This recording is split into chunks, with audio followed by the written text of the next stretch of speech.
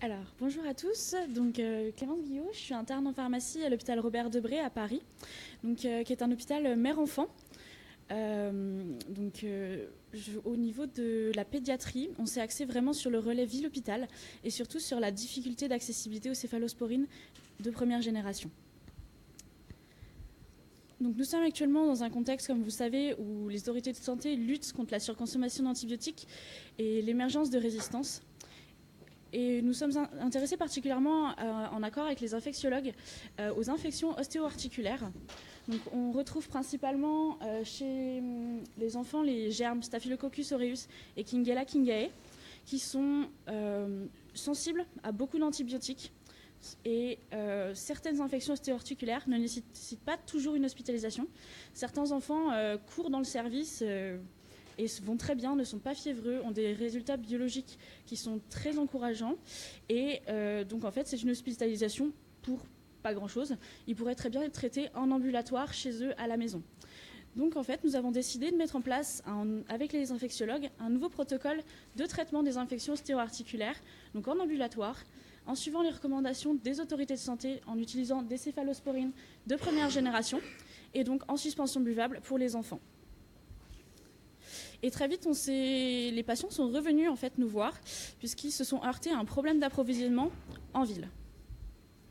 Donc en fait, ce travail est un bilan de la disponibilité des céphalosporines de première génération en suspension buvable en officine et chez les grossistes répartiteurs, et également une évaluation de la faisabilité de la mise en pratique de ce protocole en ambulatoire. Donc nous avons réalisé une enquête téléphonique au niveau des 4 grossistes répartiteurs français, donc OCP, SERP, Alliance et Phoenix, et également au niveau de 10 officines choisies au hasard et réparties dans toute la France. Les questions portaient sur 2 céphalosporines de première génération qui nous intéressaient, donc la céphalexine en 250 mg, les céphadroxyl en 250 et en 500. Et nous les avons comparées avec les mêmes questions par rapport aux céphalosporines de 3e génération, toujours en suspension buvable, avec le cefpodoxime en 40 et le cefixime en 40 et en 100 mg. Donc on a analysé et recueilli les informations sur un tableur Excel. Donc pour les grossistes répartiteurs, ce qui est ressorti, donc on a enquêté en septembre 2017, 3 grossistes répartiteurs sur 4 ont répondu. Et on a pu constater que leur stock de céphalosporines de première génération comprenait de la céphalexine chez globalement tout le monde. Le céphadroxyl, en revanche, n'était pas disponible chez tous les grossistes et le 500 était en rupture partout. Et concernant les ventes de céphalosporines, donc on peut constater que les céphalosporines de première génération sont globalement une goutte d'eau dans l'océan par rapport aux céphalosporines de 3e génération qui sont délivrées de façon énorme par rapport aux premières générations. Globalement, pour les officines, donc 10 officines questionnées, 5 en Ile-de-France, 5 en province. Pareil au niveau des stocks de céphalosporines de première génération, une officine sur 10 en avait en stock direct, contrairement aux céphalosporines de 3e génération, où toutes les officines en avaient. Tous les grossistes répartiteurs étaient référencés, donc c'était assez bien réparti. Et par contre, ils pouvaient commander au niveau des grossistes répartiteurs, globalement en une demi-journée, le traitement. Nous avons donc demandé si on pouvait faire des simulations avec des officines pour commander.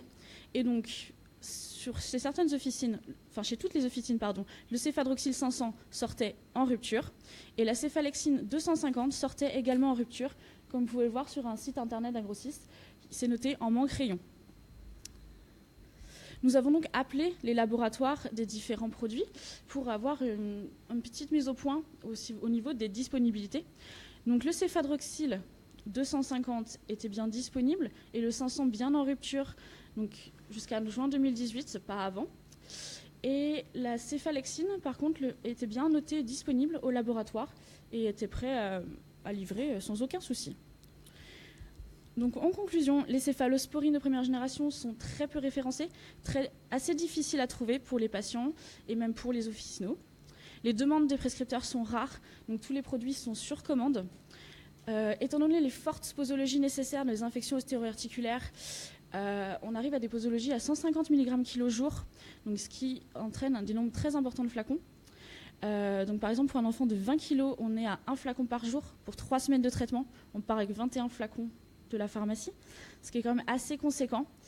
C'est pourquoi nous avons décidé à l'hôpital de donner un flacon en attendant la commande à l'officine.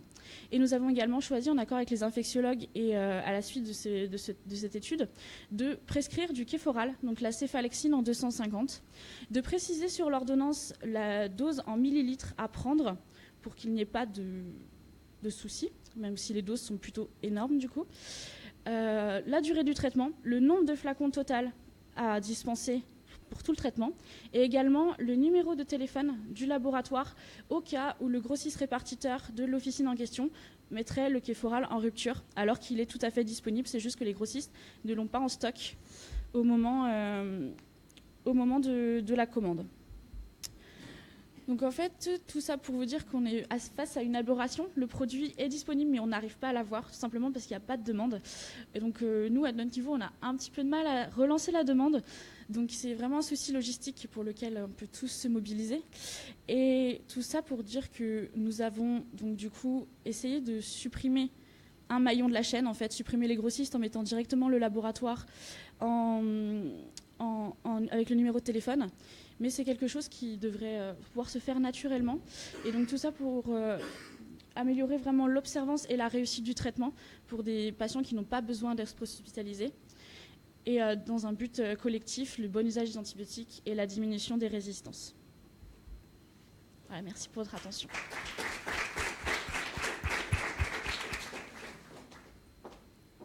Alors, même exercice, je vais passer le micro si vous avez des questions.